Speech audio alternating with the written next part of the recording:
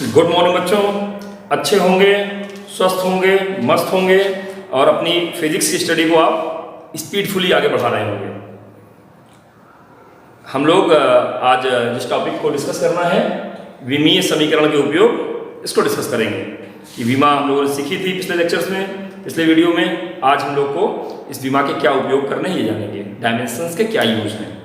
लेकिन इस वीडियोस को आप सब्सक्राइब करें, चैनल को, बेल आइकॉन आएगा उसको दबा दीजिए, जैसे नए वीडियोस जो आपको नॉलेजफुल आ रहे हैं उसको आप देख सकें, सुन सकें और अपने फ्रेंड्स को भी जरूर शेयर करिए, जैसे एक आपके आसपास इन्वायरमेंट बन सके अच्छे बच्चों का और वो आपके साथ में नॉलेजफुल चीज़ें ही आपस में शेयर करें। तो चलिए इस इम्प्रूवमेंट के रास्ते पर, इस नॉलेज के रास्ते पर हम लोग आगे बढ़ते हैं और टॉपिक पढ़ते हैं विमीय समीकरण के उपयोग। तो विमीय समीकरण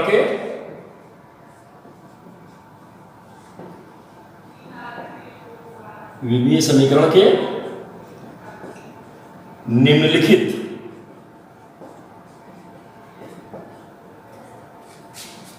तीन उपयोग हैं।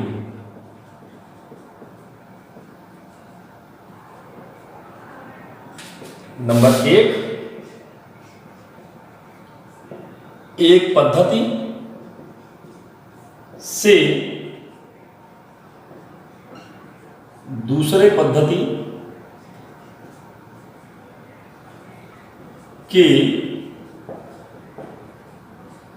मात्रक में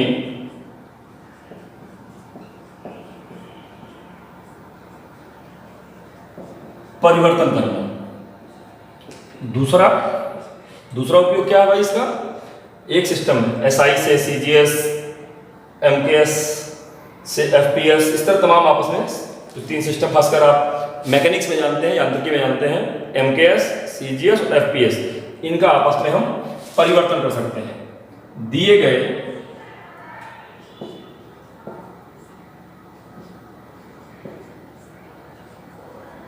सूत्र की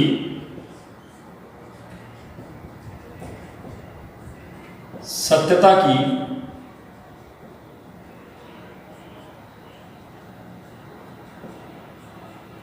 जांच करना। और तीसरा उपयोग जो आपको सीखना है, यहाँ पे समीकरण दिया रहेगा, उसको हम लोग डायमेंशन मेथड से चेक कर सकते हैं कि कैसे वो सूत्र सत्य है कि असत्य है। तो कैसे करेंगे इसको हम सिखाते हैं आपको। और तीसरा मेथड है दी गई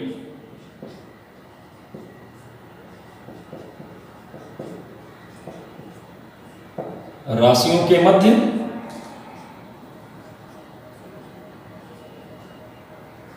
संबंध ऑब्लिक सूत्र स्थापित करना।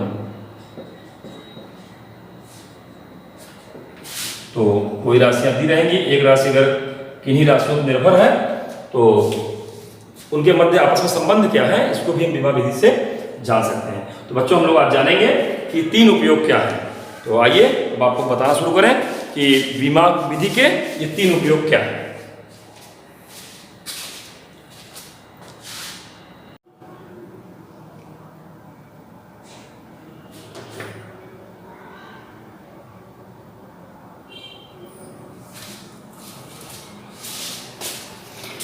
हेलो बच्चों, हम लोग विमीय विश्लेषण के उपयोग, विमीय समीकरण के उपयोग सीख रहे थे और आपको पहला उपयोग बताना है एक पद्धति के मात्रक से दूसरे पद्धति के मात्रक में बदलना। यदि किसी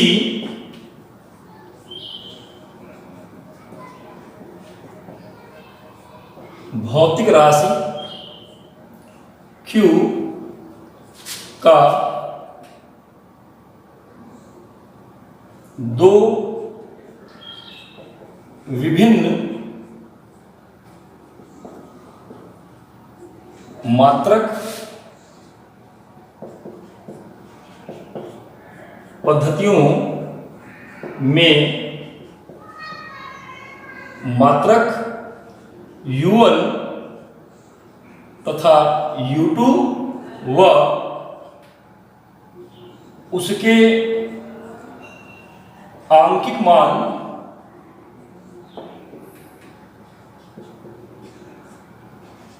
N1 व N2 हों तो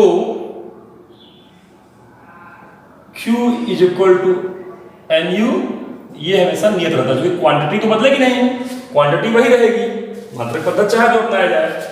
इसलिए N1U1 is equal to N2U2। यदि उदाहरण समझ लीजिए इसको, जैसे ये 1 मीटर है तो ये बराबर आ गया 100 सेंटीमीटर। देखिए ये MKS है, ये CGS है, यहां पर मात्रक मीटर, यहां सेंटीमीटर हो गया, ये न्यूमेरिकल वैल्यू 1, तो यहां आपकी 100 अलग हो गई, लेकिन वैल्यू वही रही, कुल मिला के वैल्यू वही रही। N1 बदल गया, N2 बन गया, U1 बदल गया, U2 हो गया, लेकिन वैल्यू वही रही। तो यदि भौतिक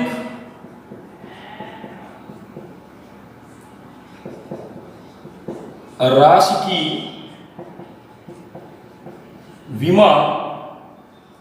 विमाएं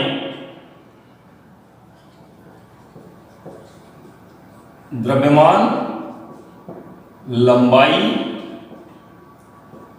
द्रव्यमान m, लंबाई l तथा समय t में क्रमशः A, B व C हो तो N1, ये पहला पद्धति, M1, L1, T1, इसकी विमा A, B, C, और अब ये दूसरी पद्धति में जाएगा जहां न्यूमेरिकल वैल्यू N2, मात्रक M2, L2, T2, विमाएं नहीं बदलती हैं, A, B, C ही रहेंगी। इस रूप में चीजें हम समझ सकते हैं, जान सकते हैं। इसलिए N2 बराबर क्या आ जाएगा, N1, और ये बटे में आ जाएगा अभी M1 बाई M2 की power A, L1 by L2 की power B, T1 by T2 की पावर C, इस रूप में आ गया। तो ये आपका फार्मूला है। अगर हमको कोई पहली पद्धति की मात्रक मालूम है, दूसरी पद्धति की मात्रक मालूम है, पहली पद्धति में न्यूमेरिकल वैल्यू मालूम है, तो दूसरी पद्धति की न्यूमेरिकल वैल्यू कैलकुलेट की सकती है, जबकि हमें राशि की विमाएं मालूम है। आइए उदाहरण से इसको समझाएं तो बात समझ में आ जाएगा। उदाहरण दे रहा हूं एक आपको मैं, एक न्यूटन को डाइन में परिवर्तित कीजिए। न्यूटन को डाइन में चेंज करना है, SI को CGS में चेंज करना है। स्पष्ट है कि N1 कितना है, पहले कितना था, 1 था। M1, L1 और T1 क्या क्या है, तो ये MKS में है तो किलोग्राम, मीटर और सेकंड है। दूसरे पद्धति में ले जाना है और N2 निकालना चाह रहा हूं। अब M2, L2 और T2 क्या हो जा रहा है, ये ग्राम हो जाएगा, ये सेंटीमीटर हो जाएगा और ये सेकंड हो जाएगा, CGS में ले जाएंगे। जबकि बल की जो विमा होती है F, वो क्या होता है, m की पावर 1, l की पावर 1, t की पावर -2, mlt -2 ये होता है। तो ABC यहां A बराबर V1, B बराबर V1 तथा C बराबर -1। इसलिए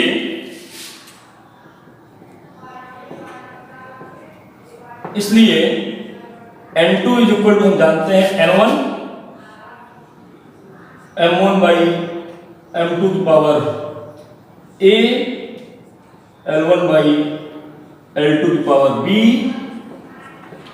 T1 बाई T2 की पावर C। अब आइए यहां वैल्यू पुट करें। ये मेन फार्मूला आपको मैंने सिखाया था, उसका उपयोग शुरू कर रहा हूं। N2, N1 कितना है, 1, M1 है kg, बाद में ये ग्राम हो गया, इसकी पावर 1, ये आपका मीटर है, बाद में ये सेंटीमीटर हो गया, इसकी पावर भी 1, ये आपका सेकंड, ये आपका सेकंड, इसकी पावर -2। आइए वैल्यू सब्स्टिट्यूट करते जाएं और काम बनता जाएगा। किलोग्राम हम 10⁻³ ग्राम लिखते हैं, बटे ग्राम पावर 1। मीटर को सेंटीमीटर लिखेंगे, 10⁻², 100 सेंटीमीटर होता है, इस रूप में लिख लिया गया। ये आपका सेकंड, ये आपका सेकंड है। अब देखेंगे ग्राम से ग्राम कट गया, सेंटीमीटर सेंटीमीटर कट गया, सेकंड से सेकंड कट गया, तो N2 बिकम्स 1। ये 10⁻³ है, इसकी पावर 1 है, 10⁻³ ही रहेगा। ऐसे ही 10⁻² है, इसकी पावर 1 है, ये भी 10⁻² ही रहेगा। यहाँ सेकंड सेकंड कटेगा, 1 की पावर -2 मतलब 1 ही रहेगा। कुल मिला के N2 बराबर आ गया 10⁵। डाइन मत लीजिएगा क्यों, न्यूमेरिकल वैल्यू है। अतः क्वांटिटी Q क्या आ गई, जो 1 न्यूटन थी उसको आप 10⁵ डाइन। इस प्रकार से आप देख रहे हैं कि विमा विधि का प्रयोग करके हमने एक पद्धति के मात्रक से दूसरे पद्धति के मात्रक में कन्वर्ट किया और न्यूटन को मैंने डाइन में कन्वर्ट किया। जब भी इस विधि का प्रयोग करेंगे इस फार्मूले को ध्यान रखिएगा और बड़ी आसानी से आप कन्वर्जन का काम कर लेंगे। तो बच्चों, हमें लग रहा है कि आपने विधि सीखी होगी। तमाम सारे न्यूमेरिकल्स पर इसकी प्रैक्टिस करिएगा। ना आने पर तुरंत आप मैसेज बॉक्स में आप क्वेश्चन डाल दीजिएगा, हम तुरंत सॉल्व करेंगे। वीडियो देखिए, समझिए, कॉन्सेप्ट मजबूत कीजिए, लाइक करिए, सब्सक्राइब करिए, बेल आइकन दबाइए, दोस्तों के साथ शेयर करिए। अभ्यास करते रहेंगे, समझते रहेंगे तो न्यूमेरिकल भी लगाते रहेंगे, कहीं कोई समस्या नहीं आएगी। और जो नहीं आएगा उसके लिए मैं आपके साथ खड़ा हूं, जरूर पूछिएगा। गुड लक बच्चों।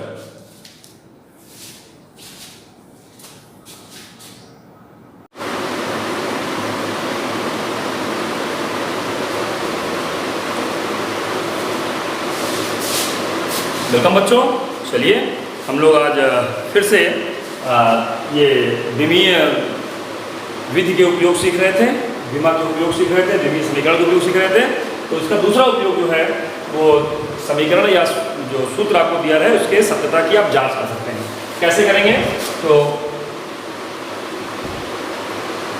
समानता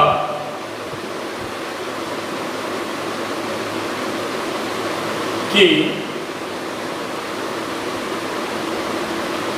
सिद्धांत के अनुसार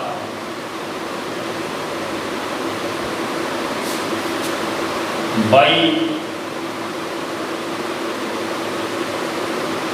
प्रिंसिपल ऑफ होमोजेनिटी एक समान विमा की राशियों को ही परस्पर जोड़ा अथवा घटाया जा सकता है।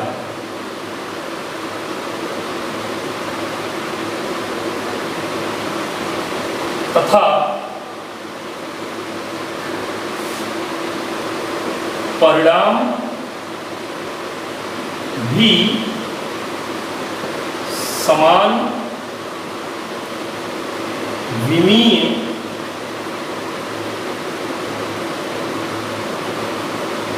राशि के रूप में ही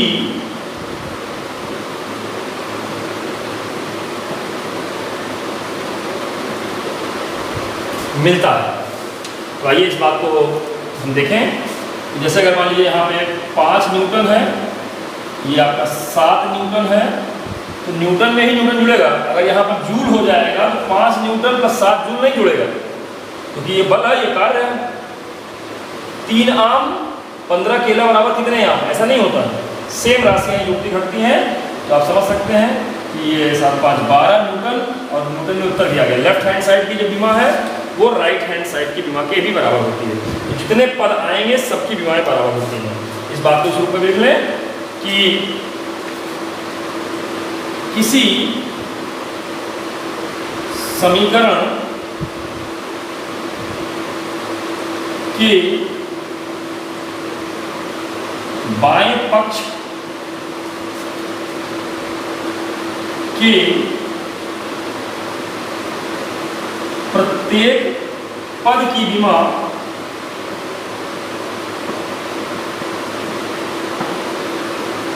दाएं पक्ष के प्रत्येक पद की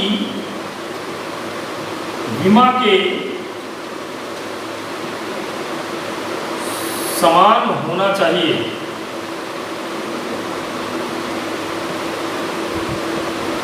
ये आपका समांगता का सिद्धांत है, प्रिंसिपल ऑफ होमोजेनिटी।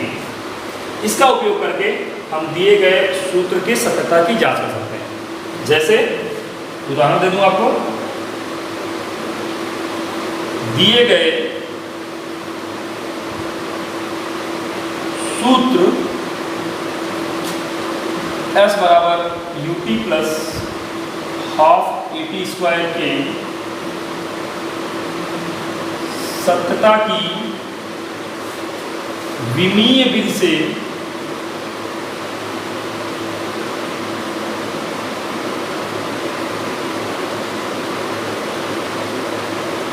जांच कीजिए। चलिए यहां बाएं पक्ष की विमा, बाएं पक्ष का विमा लिखें तो ये S है। S माने दूरी, दूरी माने L, ये आ गया। इसलिए दाएं पक्ष के प्रथम पद की विमा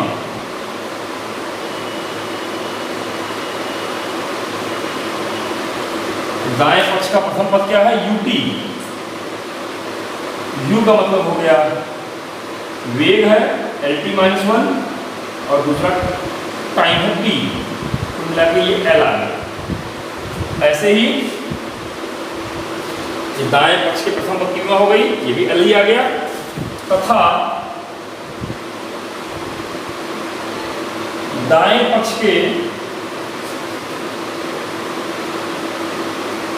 द्वितीय पद की विमा, द्वितीय पद की विमा, द्वितीय पद क्या है भाई? हाफ at स्क्वायर, हाफ संख्या है 1/2, कोई मतलब नहीं है। a माने त्वरण LT-2 और ये टाइम माने t स्क्वायर। इसको अगर आप सॉल्व करेंगे t स्क्वायर माइनस में है, ये प्लस में कट जाएगा, तो मिला के L ये आ जाएगा। स्पष्ट है कि बाएं पक्ष की विमा समीकरण के दाएं पक्ष के प्रत्येक पद की विमा के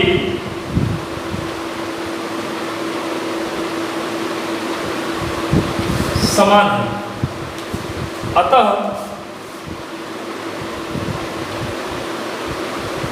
दिया गया समीकरण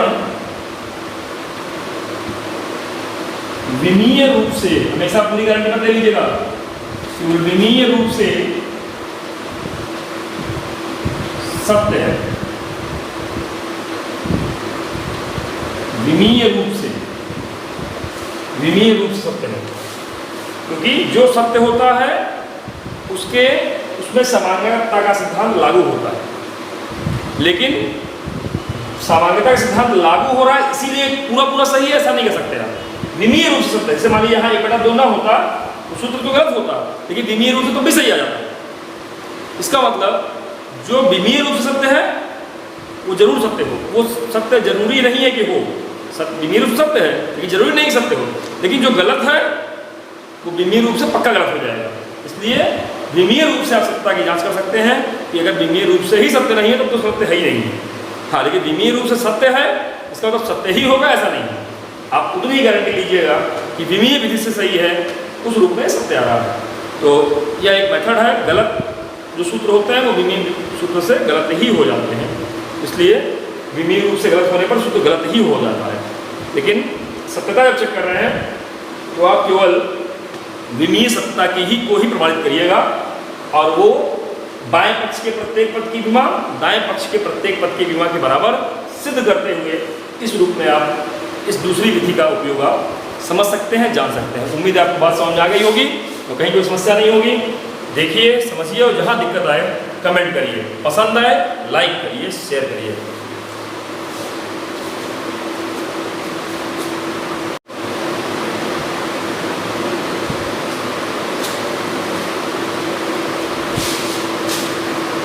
हेलो बच्चों, हम लोग आज विमा का तीसरा उपयोग दी गई राशियों में संबंध स्थापित करना सीखेंगे। तो ध्यान रखेंगे यहाँ पर कि ये विमा की एक लिमिटेशन है, क्योंकि विमा आमतौर पे MLT द्रव्यमान, लंबाई और समय के ही रूप में आप यहाँ पर मैकेनिक्स में, यांत्रिकी में सीखते हैं। तो कोई एक राशि 3 से अधिक राशियों पर निर्भर नहीं होनी चाहिए। अगर 3 से अधिक राशियों पर निर्भर है तो उसके लिए आपके पास केवल 3 ही समीकरण बनेंगे, और आपको 4 राशियों के संबंध निकालने होंगे या 4 से अधिक राशियों के संबंध निकालने होंगे। तो 3 समीकरण से 4 या उससे ज़्यादा सॉल्यूशन निकालना संभव नहीं होगा। इसीलिए इस जो ये विधि है, इसकी एक लिमिटेशन है कि आप एक क्वांटिटी अधिकतम 3 पर ही डिपेंड करती हो, 3 पर ही आधारित हो, ऐसी राशियों के बीच का संबंध आप निकाल सकते हैं। तो आइए कैसे निकाला जाता है, जरा एक उदाहरण के रूप में समझें इसको हम, कि दोनों पक्षों की विमाओं की तुलना करते हुए हम इस संबंध को स्थापित करते हैं। कैसे ये ज्ञात करेंगे, तो पहले तो बेस दे देते हैं कैसे करना है। यदि एक राशि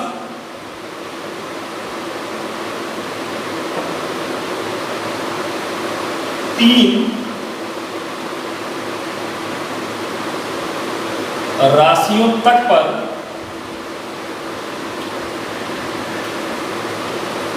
निर्भर है, तो विमीय समीकरणों की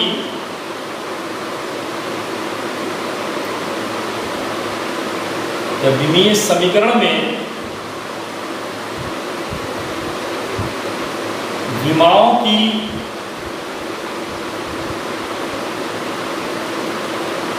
तुलना द्वारा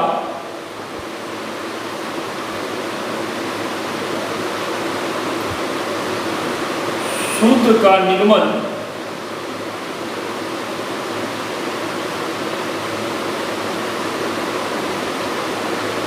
किया जा सकता है। कैसे करते हैं, देखिए, यदि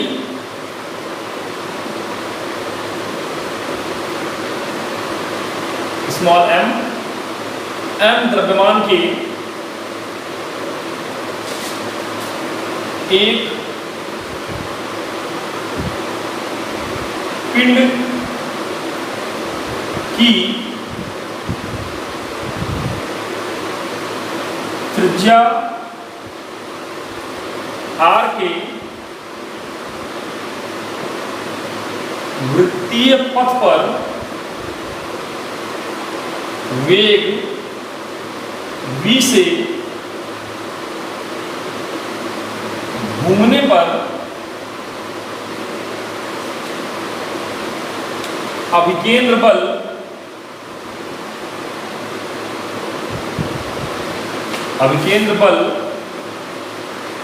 F इन राशियों पर निर्भर हों तो इसके लिए सूत्र प्राप्त कीजिए।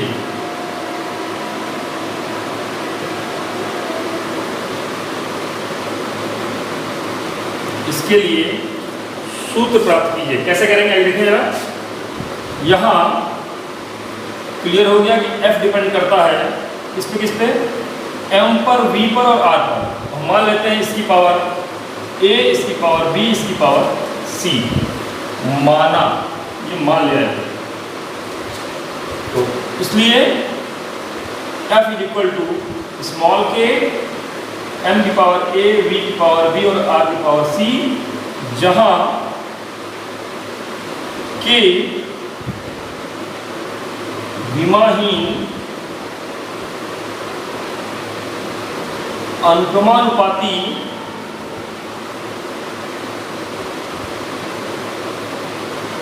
नियतांक, विमाहीन अनुक्रमानुपाती नियतांक। दोनों पक्षों की, अब दोनों, इसको समीकरण 1 मानिएगा, दोनों पक्षों की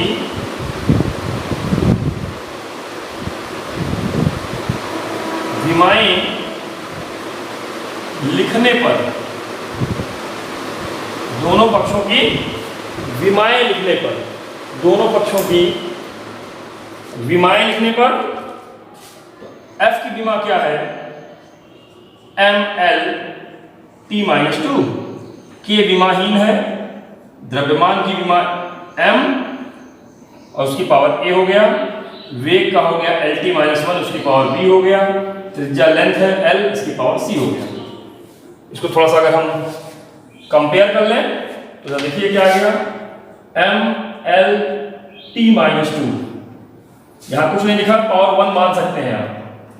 और इधर क्या आ गया, यहां देखिए m केवल एक जगह है, तो m की पावर a, l यहां भी है और यहां भी है, तो यहां से l की पावर b आ गया, यहां से l की पावर c आ गया, बेस सेम है, घातें जुड़ेंगी तो ये आ गया b + c। और t की पावर केवल एक जगह है, यहां से -1 था, b का और मल्टीप्लाई हो गया, दैट इज -b। दोनों पक्षों की विमाओं की तुलना करने पर, तुलना कर रहे हैं तो a बराबर 1, b + c बराबर 1 और -b बराबर -2। समीकरण 2, समीकरण 3, समीकरण 4। समीकरण 2, 3 व 4 को, या 4 से आप तो इसको हल करेंगे तो आप देखेंगे कि a बराबर आ गया 1, b बराबर आ गया 2 और c बराबर आ जाएगा -1। समीकरण 1 में मान रखने पर, समीकरण 1 में मान रखने पर, यहां समीकरण 1 में मान रख दिया जाए तो f बराबर आ जाएगा k m की पावर 1, v की पावर 2, r की पावर -1। तो इसलिए f बराबर आ गया k mv²/r। ये फार्मूला है। प्रयोगों द्वारा, वैसे तो k की वैल्यू हम डायरेक्ट नहीं जान सकते हैं, लेकिन अभ्यास करते जाएंगे, सवाल लगाते जाएंगे तो k की वैल्यू किस क्वेश्चन में क्या है ये आइडिया लग जाएगा। ये अभ्यास से ही आता है। अगर नहीं दिया है तो इसी पर आप छोड़ भी सकते हैं सवाल को, और अगर है अभ्यास में तो आप आगे बढ़ा सकते हैं। और यहाँ पे जो k का मान है वो केवल प्रयोगों द्वारा निकाला जाता है। कैसे? तो मैंने कहा ना ये अभ्यास की चीज है, सूत्र देखते देखते याद आ जाएगा आपको कहाँ क्या यूज हो रहा है। तो प्रयोगों द्वारा k की वैल्यू यहाँ 1 आती है, तब f बराबर आ गया mv²/r। ये आपका अभिकेंद्र बल के लिए सूत्र हो गया। तो विमीय विधि से कैसे हमने तुलना करके ये फार्मूला निकाला है ये आपके दिमाग में आ गया होगा, आप जान गए होंगे। ऐसे ही बहुत अच्छे सवाल आपके बुक में हैं, लगाइए, देखिए, पूछिए। इस वीडियो को कई बार आप देखिए, समझिए, और कौन सा कॉन्सेप्ट नहीं आया इस पर जरूर कमेंट करिए, और अगर आ गया तो जरूर लाइक करिए और शेयर करिए। गुड लक बच्चों।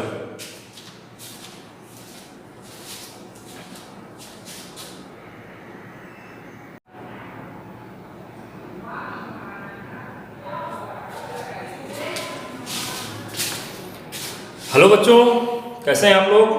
विमा चैप्टर का की ये अंतिम हेडिंग है। इसके बाद हम लोग कुछ न्यूमेरिकल्स देखेंगे विमा पर। तो विमा का आपने क्या होती है विमाएं जान लिया, विमीय सूत्र क्या हो गया, विमीय समीकरण क्या हो गया, और उसके उपयोग, 3 उपयोग सीखे आपने। एक पद्धति के मात्रक से दूसरे पद्धति के मात्रक बदलना, to convert one system of unit into another. दूसरा, दिए गए सूत्र की सत्यता की जांच करना, to check the correctness of given formula.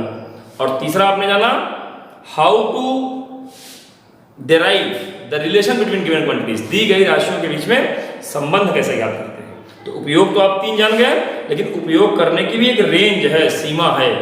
तो आइए हम लोग जाने कि विमीय विधि की, विमीय विश्लेषण की सीमाएं क्या है, क्या क्या लिमिटेशन है, कहाँ कहाँ हम लोग एक बंध जाते हैं, इससे ज्यादा उसका उपयोग नहीं कर सकते हैं।